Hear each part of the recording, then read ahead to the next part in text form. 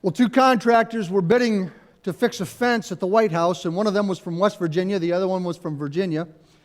And both go with a politician to examine the fence, and the West Virginian contractor does some measuring and some figuring, and he then says, I can do this job for $700, $300 for materials, $300 for my crew, and $100 profit for me. The Virginia contractor doesn't measure or figure anything, but he leans over to the politician and whispers, $2,700. The politician says, what? You didn't even measure like the other guy. How'd you come up with such a high figure? The Virginia contractor whispers back, $1,000 for me, $1,000 for you, and we pay the guy from West Virginia to do it for $700. Politician says, done deal. Now, why in the world would I start with a joke like that when we're supposed to be honoring our public servants and politicians today? Well, I did that because I think it highlights the fact that there are some professions that are high on the list of distrust with us. And, it's one of those things that we don't like to talk about very much. I certainly don't like to talk about it because I think probably my profession is on there as well. And there are other professions, used car salesmen, lawyers, politicians, not necessarily in that order, but we struggle to trust these people sometimes, don't we? We see things on the news and it just sort of, a lot of times, just reinforces that distrust of public figures and public servants especially. One of the reasons I think that we struggle with this is because we recognize the power that public servants have. And we have become suspicious of powerful people. You have heard the saying, power tends to corrupt, and absolute power corrupts absolutely, right? But evangelist H.B. Charles said, if that were true, then Jesus would have been the most corrupt person in all of history. Oh, but power in the hands of a servant is a wonderful thing to behold. The soiled reputation of politicians in general can probably be traced back to the misuse of power of a few. And I believe that the formation of a new and better reputation will be forged by those politicians and public servants who take the heart and title of a servant. My message today is titled, A Title or a Towel. So if you have your Bibles or a Bible app, we're looking at John chapter 13. John chapter 13, if you'd like to turn in your Bibles with me. And we're going to learn today what it means to be a servant from the most powerful person who ever lived. John chapter 13, beginning with verse 1. We're going to work our way through this verse by verse, so sort of keep your thumb in that passage, and we'll refer back to it multiple times throughout the message. Verse 1 of chapter 13. It was just before the Passover festival, when Jesus knew that the hour had come for him to leave this world and go to the Father. Having loved his own who were in the world, he loved them to the end. It's important to note that John, the author of this gospel, explains that the events of this story are evidence of the tremendous love that Jesus has for his followers. In the first verse, John is struck by the fact that even though Jesus will soon be arrested, tried, beaten, and crucified, he remains considerate and compassionate and thoughtful towards his disciples. Jesus is focused on his disciples, not himself. And John is amazed that in these final hours that Jesus will be on earth, he's still teaching his disciples. He's still focused on what he came to do. And then in verse 2, it tells us that the evening meal was in progress and the devil had already prompted Judas, the son of Simon Iscariot, to betray Jesus. Jesus knew that the Father had put all things under his power and that he had come from God and was returning to God. So he got up from the meal, took off his outer clothing, and wrapped a towel around his waist. Did you catch the sequence here? Jesus knew that his power and authority had come from God. He knew where he came from. He knew that God had sent him to earth for the purpose of saving mankind. And he knew when his mission was completed that he was going back to the Father. And then verse 4 begins with the little word, so. So is a connecting word. It connects the preceding thought with what follows it. In other words, John is saying because Jesus knew the source of his power and because he understood the course of his life, he was able to lay down his title and pick up a towel and do what he was about to do. He did that because he was secure in himself. He knew who he was. He came not to be honored or revered, he came to die in our place for our sin. He surrendered to God's plan. Yes, God sent his Son, but Jesus didn't resist the Father. He came voluntarily. He surrendered his will to the will of the Father, willingly laying down his title and ultimately his life for us. And then he served God by serving others. He said himself he didn't come to be served, but to serve. Let's read on. Verse 5.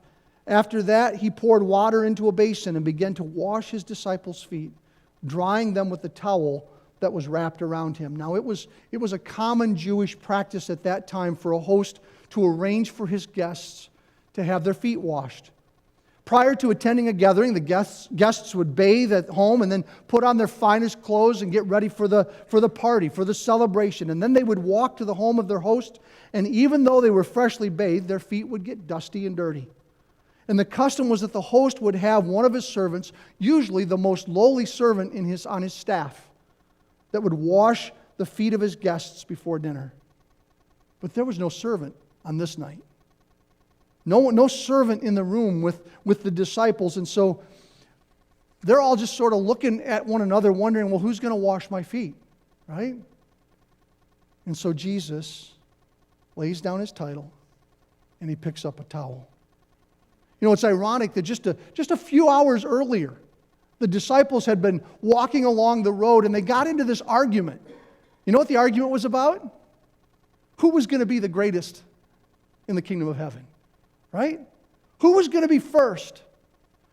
And they began arguing and bickering back and forth. And Jesus said, wait a second. Whoever wants to be great among you must be a what? Anybody? Servant. Whoever wants to be great must be a servant.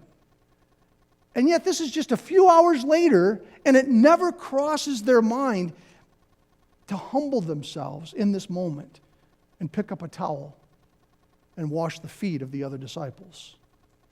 So Jesus does it. Jesus.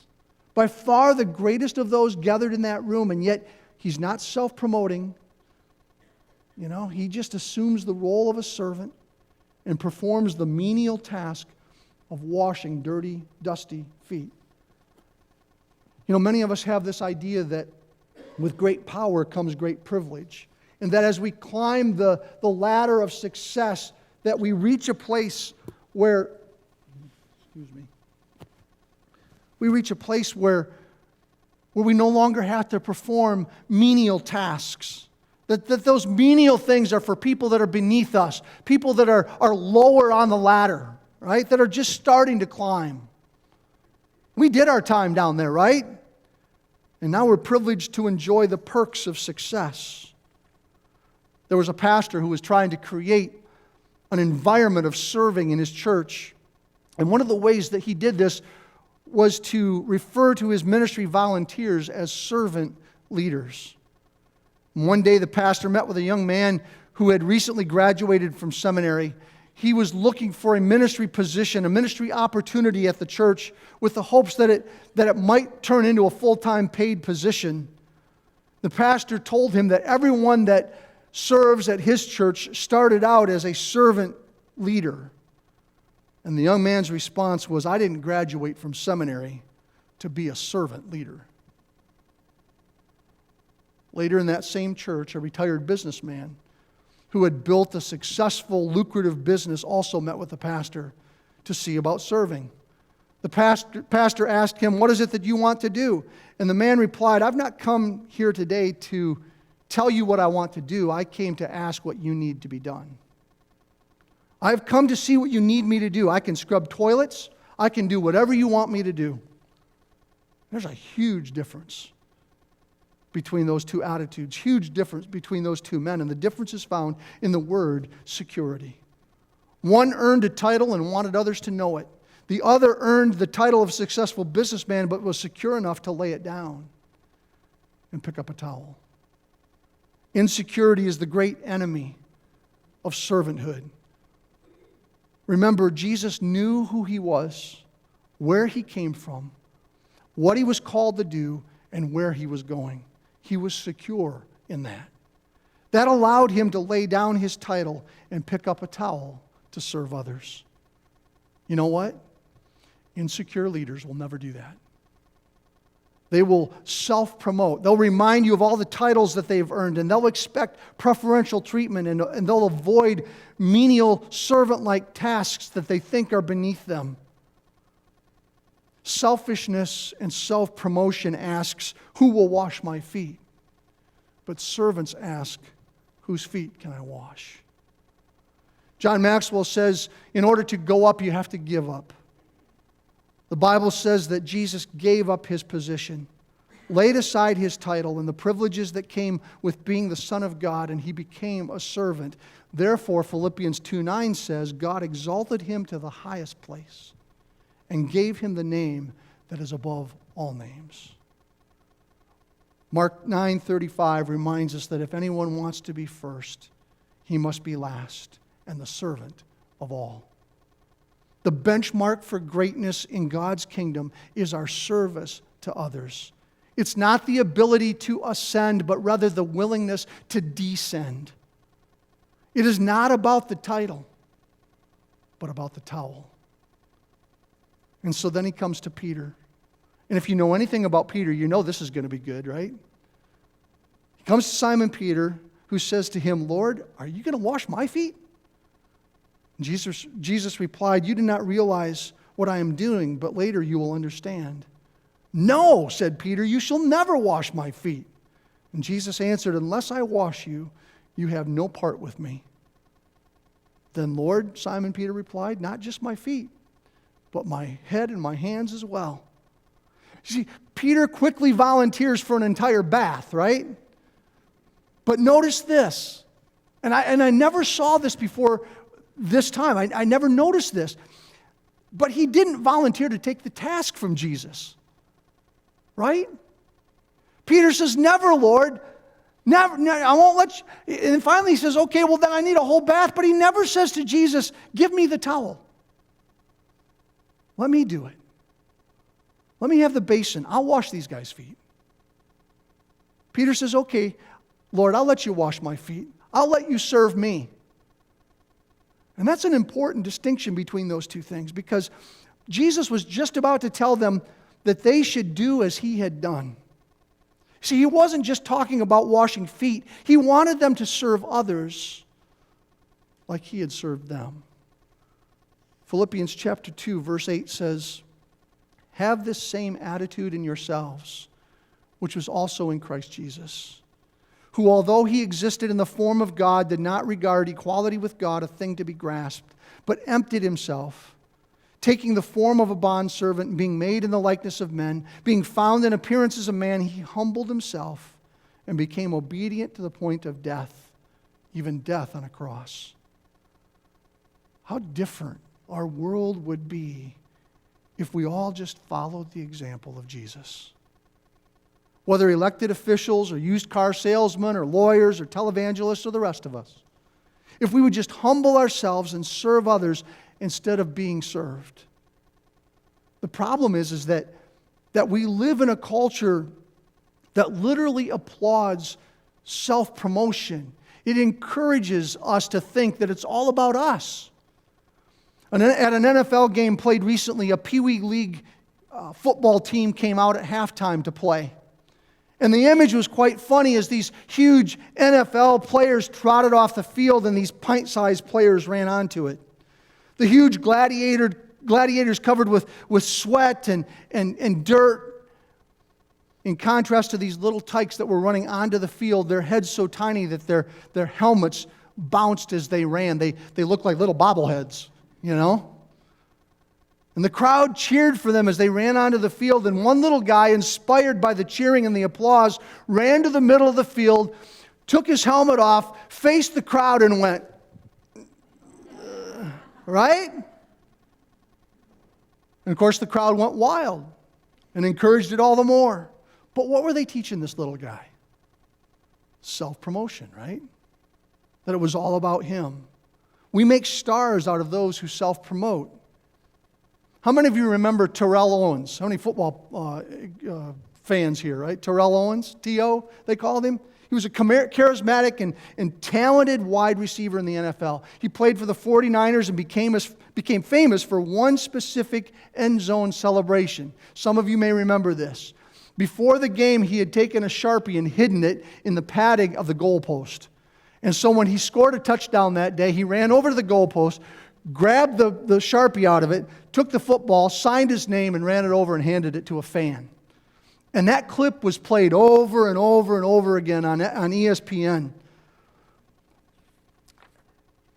But Terrell Owens became full of himself. And in the end, he ended up being traded over and over and over again because people couldn't stand the fact that he was so selfish and self-promoting. He forgot about the rest of the team. See, we applaud self-promotion until it goes too far. And then we chastise you for it.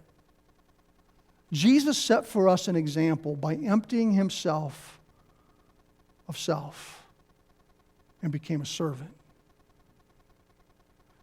Jesus answered Peter in verse 10. Those who have had a bath need only to wash their feet. Their whole body is clean, and you are clean, though not every one of you. For he knew who was going to betray him, and that was why he said not everyone was clean. Did you catch that? Did you ever stop in this story to consider that Jesus washed the feet of Judas, who was about to betray him? It's true. Jesus taught his disciples to the very end, just like John said he did.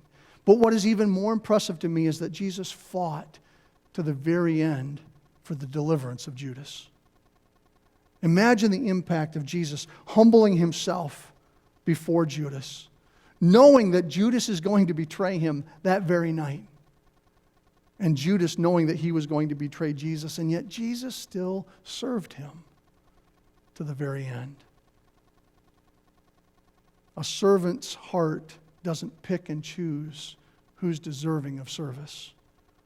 A servant simply serves those in need. Verse 12. When he had finished washing their feet, he put on his clothes and returned to his place. Do you understand what I have done for you? He asked them.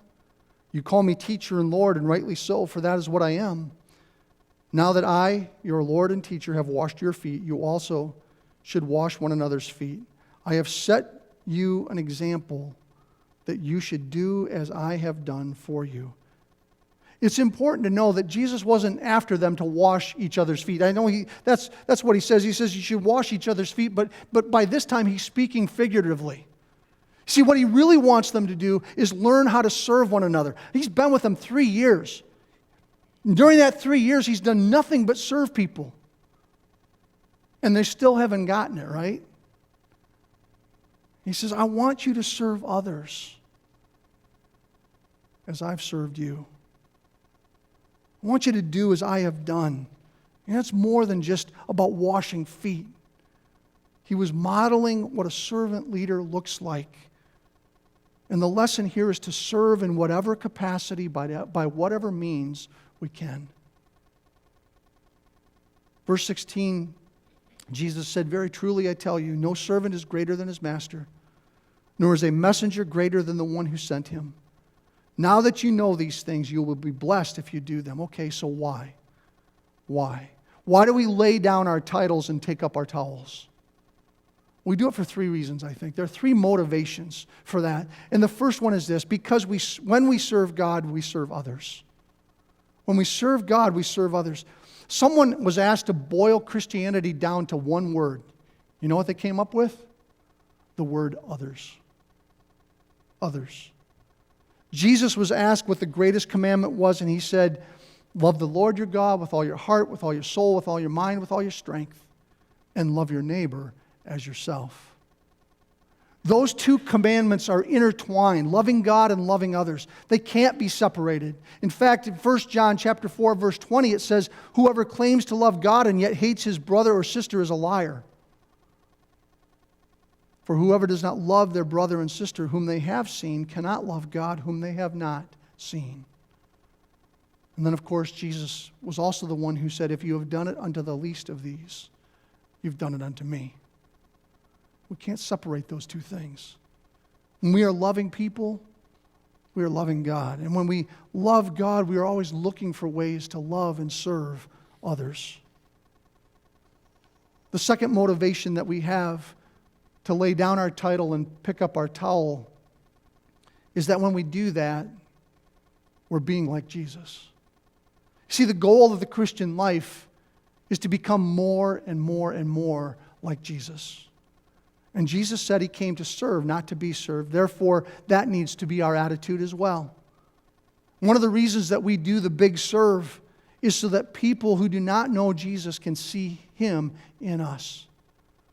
We had this man that was at the Sam's Club, and I was struck by him because we said, "You know what? We'd like to wash your windshield because we care about you." And he said, with this sort of skeptic thing, and it was sort of under his breath, "You care about me, huh?"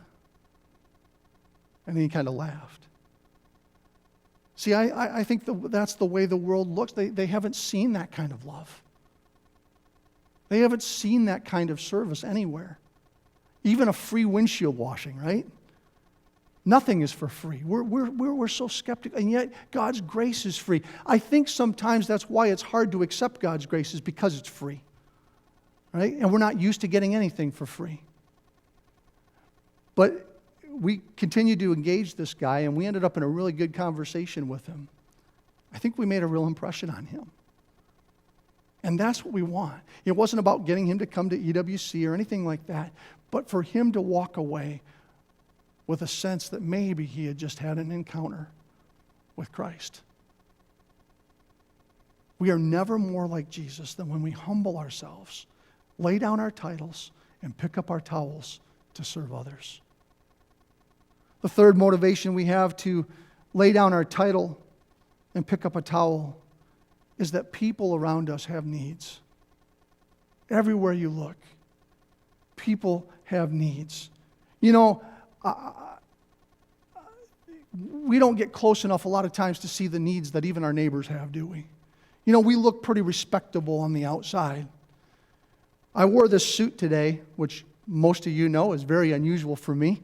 Next week I'm going on vacation, so I'm going to wear shorts and sandals, just so you know. But today I wore a suit, and I got a lot of comments today. "Man, you look spiffy today. You look handsome. You look nice." And we tend to look at the world that way. We tend to look at our neighbors that way. And we think, man, they all look good, right? But you never get close enough to see what's really underneath. Right? And the truth is that they're a mess. Truth is that there's sin in their life. There's despair. They're full of hopelessness and hurts and pain and suffering. But oftentimes we never get close enough. And yet that's their life. That's where they're at. That's where they live. We're surrounded by people in need. And they don't need someone with a title to show up and look down on them and judge them. They need someone with a towel to kneel down in front of them and serve them. It was this same night, at this same meal, that Jesus gave us the greatest glimpse of his servant's heart when he took the bread and he broke it. And he said, "This is my body, which is broken for you." And then he took the cup and he said, "This is my blood, which is spilled out for you for the forgiveness of sins."